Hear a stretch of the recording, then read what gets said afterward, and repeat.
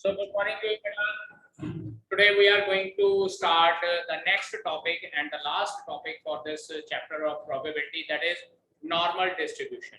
Probability का chapter हम लोगों ने इसमें अभी तक एक तो सिंपल सबसे पहले probability find out की, probability distribution find out की, then binomial distribution find out की which was based on the Bernoulli's trials, और उसके बाद Poisson's distribution find out की, and then now we are going to start with the normal distribution for this topic probability. Write down सबसे पहले normal distribution of probability is distribution of continuous variable, is the distribution of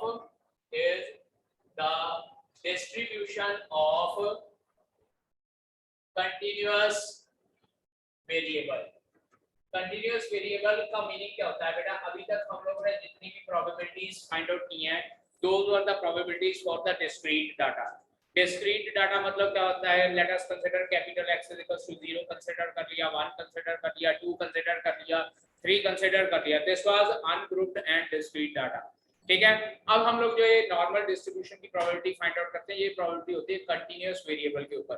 continuous variable का meaning ये नहीं है कि यहाँ पे हम लोगों को क्लास इंटरवल वगैरह दिए होते हैं, जैसे स्टैटिस्टिक्स में क्लास इंटरवल दिए होते हैं, लेकिन यहाँ पर हम लोगों को जो ये नॉर्मल डिस्ट्रीब्यूशन है वो कुछ इस तरह से दी हुई होती है that we need to find out the probability of x, capital X greater than let us suppose 2.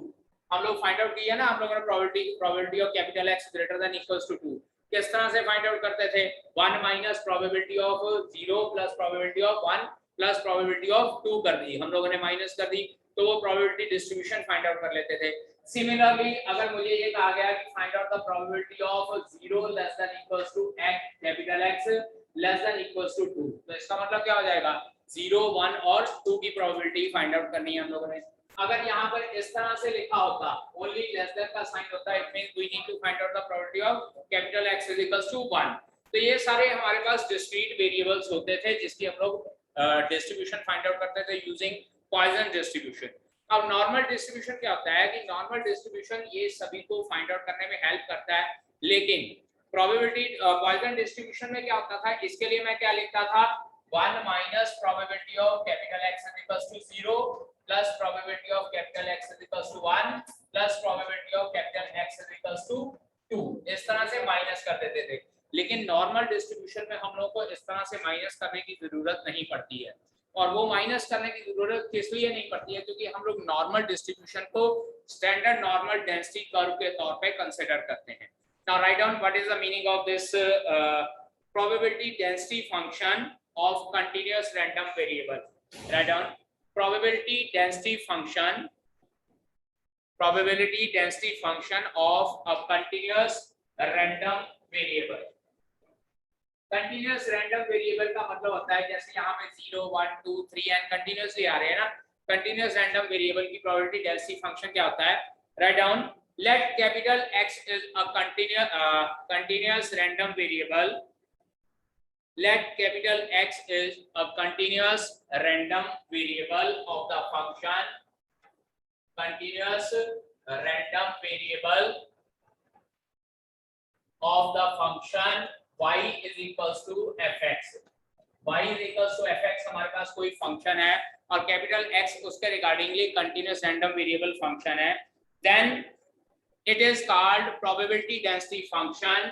Then it is called probability density function.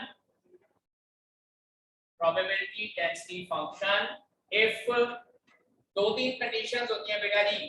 सबसे पहली if fx should be greater than equals to 0, जो function है उसकी value हमेशा positive होनी चाहिए. Secondly minus infinity से लेकर इंफिनिटी तक fx dx इसकी वैल्यू हमारे पास 1 होनी चाहिए. मतलब क्या है कि sum of all probabilities from minus infinity to infinity is equals to 1. Third is probability of a less than equals to x less than equals to b will be equals to integral a to b fx dx. मतलब क्या है कि जैसे हम लोगों ने area under curve वगैरह find out किया था उसके अकॉर्डिंगली हम लोग जो है प्रोबेबिलिटी को फाइंड आउट कर सकते हैं. अब ये प्रोबेबिलिटी डेंसिटी फंक्शन जो होता है हमारे पास, ये नॉर्मल डिस्ट्रीब्यूशन के साथ एसोसिएट होता है। अब ये नॉर्मल डिस्ट्रीब्यूशन को हम लोग क्या कहते हैं, write down. Now this probability density function is again associated with normal distribution. Probability density function is associated with normal distribution. Bracket में लिख लीजिए another name Gaussian distribution, GAUSSIAN, Gaussian distribution, Gaussian distribution. ठीक है जी। अब ये Gaussian distribution में क्या होता है बेटा, जो ये कंटीन्यूअस रैंडम वेरिएबल है इसको हम लोग ग्राफ के तौर पे ड्रॉ करते हैं। और एक बात याद रखिएगा कि जो ये नॉर्मल डिस्ट्रीब्यूशन फंक्शन होता है हमारे पास, इसमें हम लोग कुछ इस तरह से ग्राफ ड्रॉ करते हैं और ये ग्राफ बेटा हमेशा हमारे पास पॉजिटिव होता है, पॉजिटिव डायरेक्शन में होता है, but extended from minus infinity to infinity. Positive direction मतलब क्या कि एक्स एक्सिस से ऊपर की तरफ होता है, but extended from minus infinity to infinity. पहली कंडीशन है पॉजिटिव है, यानी कि F X is greater than equal to 0। दूसरी कंडीशन है माइनस इंफिनिटी से लेकर इंफिनिटी तक ये एक्सटेंड किया हुआ होता है और उसकी वैल्यू कितनी होती है, 1। मतलब क्या है कि जो ये मैंने कर्व ड्रॉ किया है, अगर इस कर्व के नीचे का सारा एरिया फाइंड आउट करना चाहूंगा, then its value should come out to be equal to 1। और ये जो कर्व होता है इसको हम लोग बेल शेप का कर्व कहते हैं। वो होते हैं ना जैसे मंदिर में घंटियां सी लगी होती हैं, वो बेल शेप, इसलिए इसको बेल शेप्ड कर्व कहते हैं। और जो ये इसका बिल्कुल सेंट्रल पॉइंट होता है, जहां पर ये कर्व मैक्सिमम वैल्यू अटेन करता है, उस पॉइंट पे हमारा जो मीन और मीडियन और जो मोड है, पढ़ा है ना स्टैटिस्टिक्स में हम लोगों ने, मीन मीडियन मोड, तीनों की वैल्यू जो है सेम होती है। ये 1 मार्क्स के लिए क्वेश्चन काफी इंपॉर्टेंट होते हैं कि at the peak of the bell shaped curve is it true to say that mean is equals to median is equals to mode, then we can say that it is true। और साथ ही साथ जो ये सारा area है हमारे पास, इसकी value होती है 1 स्क्वायर यूनिट, और ये सारा पॉजिटिव होता है क्योंकि अबव द एक्स एक्सिस होता है। ठीक है। Now its value is given by normal density function की जो वैल्यू है बेटा, फॉर्मूला लिख लीजिए, एक्सप्लेनेशन आपकी जरूरत नहीं है। Formula is 1 over sigma under root of 2 pi, 1 over sigma under root 2 pi e raised to minus 1/2, bracket में हम लोग क्या लिखते हैं, x minus mu divided by sigma। ठीक है जी। और इसकी power 2 minus 1/2 x minus mu over sigma raised to power 2, where mu is equals to mean, पढ़ा है ना प्रोबेबिलिटी डिस्ट्रीब्यूशन में हम लोगों ने, mu is denoted by mean and sigma is given by standard deviation। ठीक है जी। अब बात करते हैं कि ये फॉर्मूला करना थोड़ा सा डिफिकल्ट होता है, क्योंकि यहाँ पे हम लोगों ने x की वैल्यू फाइंड आउट करनी है, mu की वैल्यू फाइंड आउट करनी है, क्योंकि क्वेश्चन हम लोगों को ये, जैसे मैंने आपको स्टार्टिंग में बोला है कि probability of capital X greater than equals to 2 find out करनी है। तो यहाँ पर कैपिटल X में हम लोग वैल्यू 0 1 2 पुट करेंगे, मीन फाइंड आउट करेंगे, स्टैंडर्ड डेविएशन फाइंड आउट करेंगे, सारी की सारी वैल्यूज इसमें फाइंड आउट करेंगे, कैलकुलेट करेंगे। ये थोड़ा सा डिफिकल्ट होता है।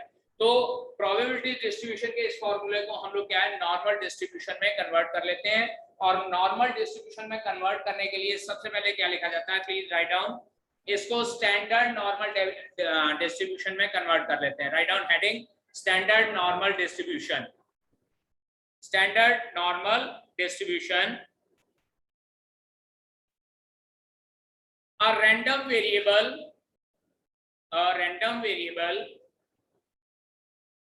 that has a normal distribution, a random variable that has a normal distribution with mean mu is equals to 0 and standard deviation sigma is equals to 1, with mean mu is equals to 0 and standard deviation sigma is equals to 1,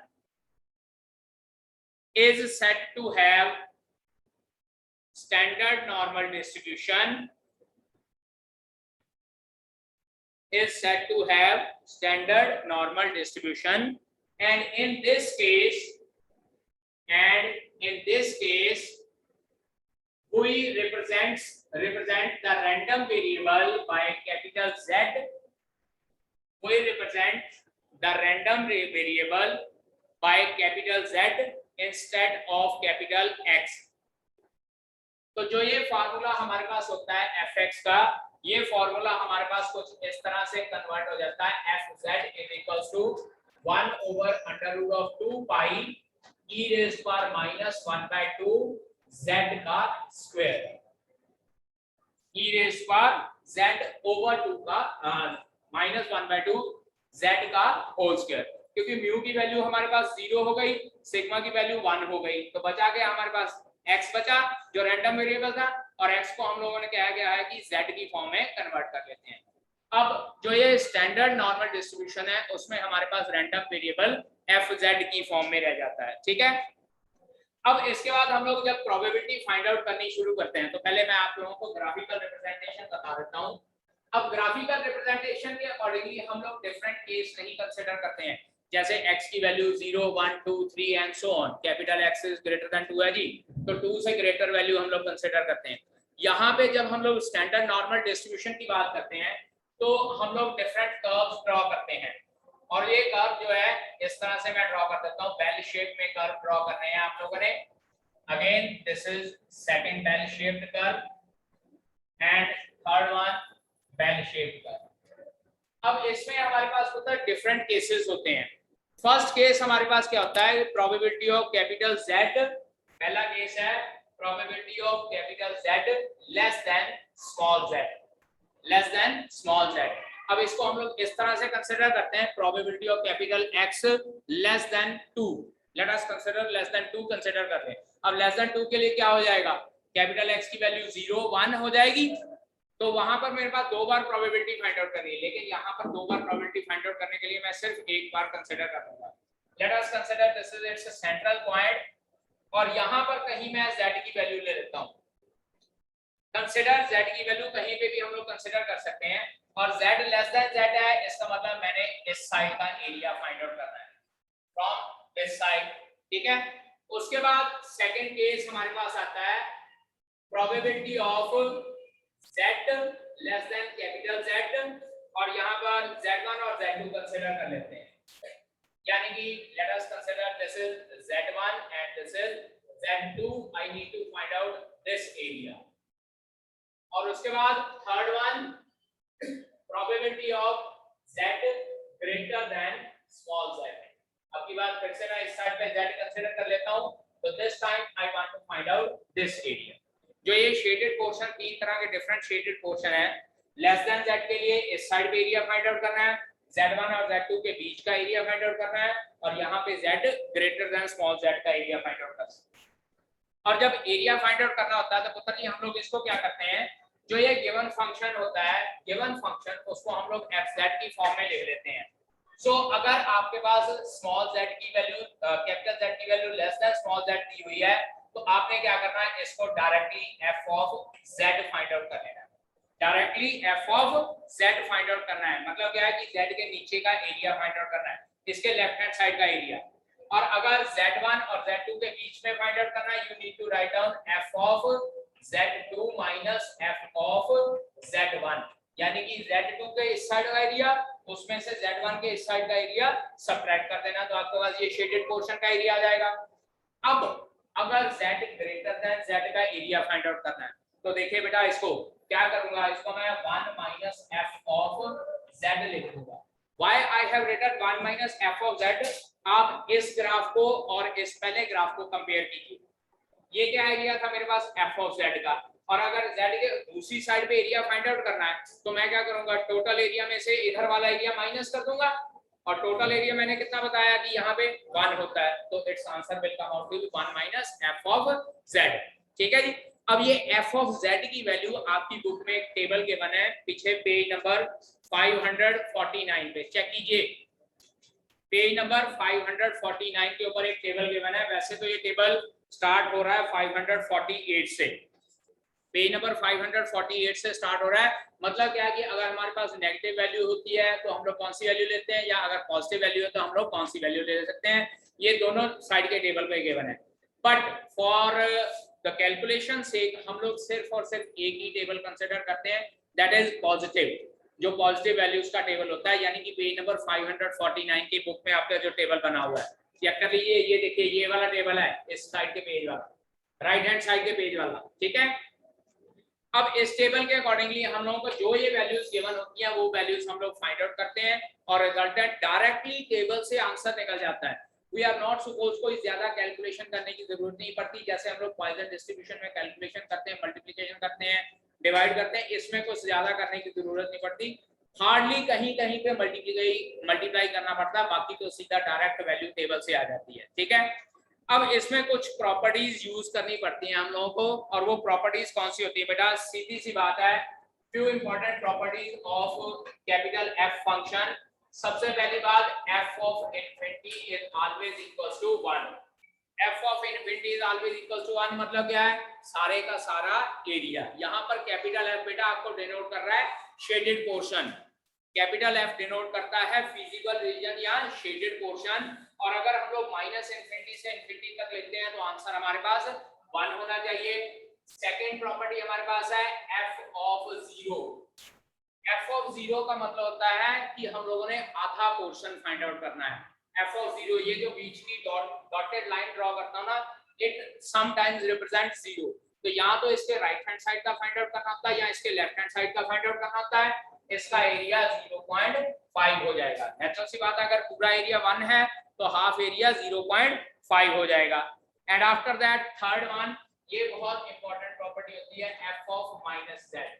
यहाँ पर मैंने आपको बताया ना कि minus वाला table भी है और प्लस वाला टेबल भी है, जनरली हम लोग सिर्फ प्लस की वैल्यू लेते हैं।